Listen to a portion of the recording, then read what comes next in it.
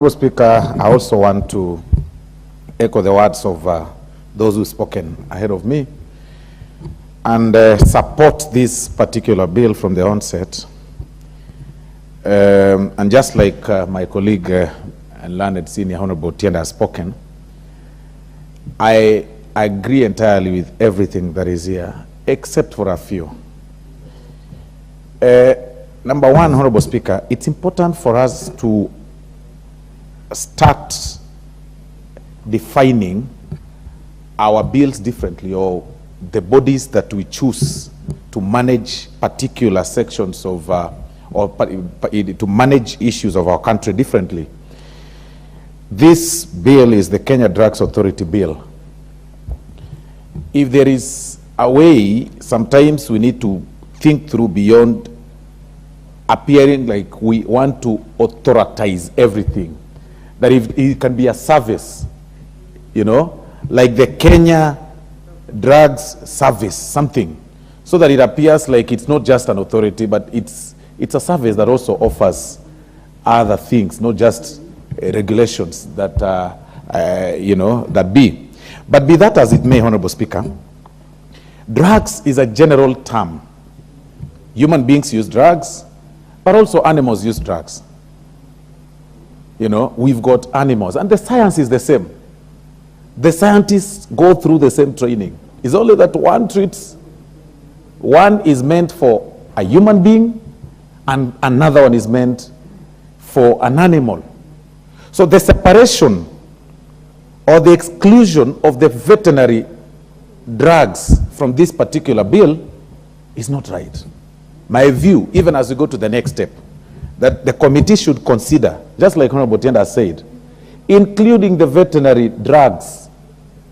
These things of and saying that, you know, it's regulated differently. As the bill is currently, I hear Honorable Millie say that it's there. It's not there in this particular bill, that it's regulated differently. It should be included when you go to the next reading. Honorable Speaker, you see, there is a tendency of the wannabes in a particular career, and I say this with tremendous respect. The wannabe in a career pushing to be placed at par with the people, with the people that they are ambitiously focusing to achieve, you know, their goal. Like, you get a clerk in my law firm wants to be called wakili or an advocate, and he's a clerk. And that is the justification this bill is also providing. That a pharmaceutical technologist wants to be at par with a pharmacist. You know, that you define them with the same line, within the same line, that a pharmacist and a technologist. I mean, they are also distinct. Even their mode of training is different. One is just basic, and the other one goes extreme in the training. So this justification of trying to put the people, you know, the wannabes of a particular career at par with the people who've gone steps higher in terms of training should be reviewed. And I think even as the committee looks at that, they should focus. They should find a way to push and make sure that such roles are distinct, clearly distinct. But even as we look at this, Honorable Speaker, it's important for this particular bill also, and even the people who manage these matters drugs, to be keen on also what is happening. We nowadays, or we currently have so many quacks in different professionals. So many quacks. You know, what is now in public domain is the quacks in the Law Society of Kenya, or lawyers, I would say there. People who pretend to be advocates and they've never gone to any law school. But it's worse when those quacks also practice the over-the-counter sale of the medicines. You can imagine what will happen if somebody prescribes a wrong medicine on a wrong, you know, prescribes a wrong medicine on you, on your body, and there is no reverse, there is no spare on your body. That even as we look at this, we need to find a way to have most of these quacks in professions.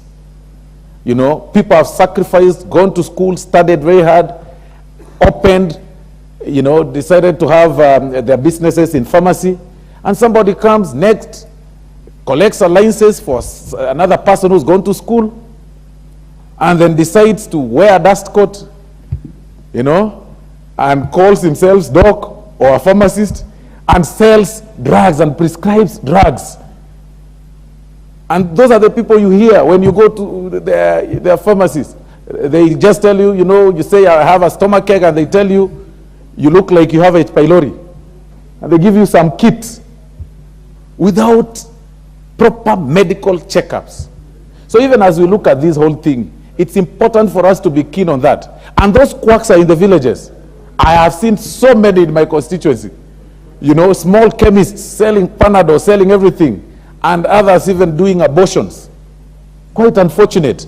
And sometimes such are discovered when things have gone south.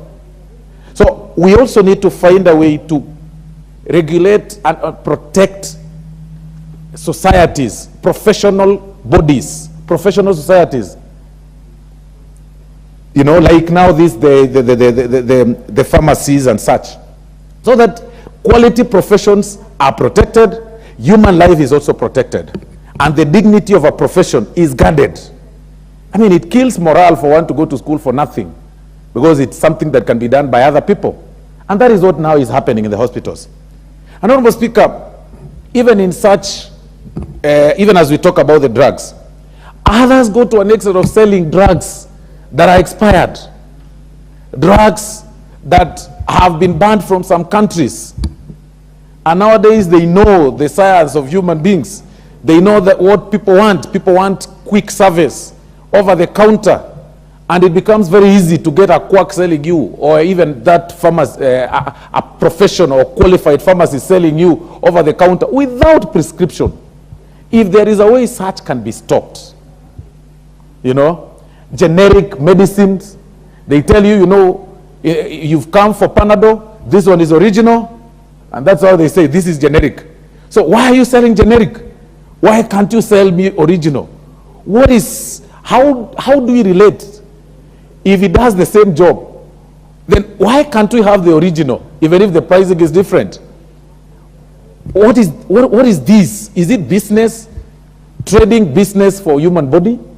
Those are the things that we also need to discuss, even as we go through this whole process. But generally, Honorable Speaker, the bill is good only for such reviews that we meet the WHO standards. We include, you know, the veterinary medicine to be part of this whole thing. We separate the pharmacists, the real pharmacists, from the technicians, because I believe, you know, they say when I was growing up, you know, I used to see people in dust coat and I thought all of them were doctors. I didn't know that some of them were butchery attendants, and others were selling sausages, and others were true doctors and, you know, and pharmacists.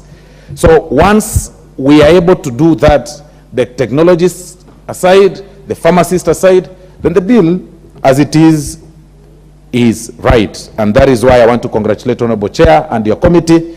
This is a good job. Thank you very much, Honorable Speaker. Honorable Donya Doris, member for Kisii County. Thank you, Madam Speaker. I would love to support this because life, we must not at any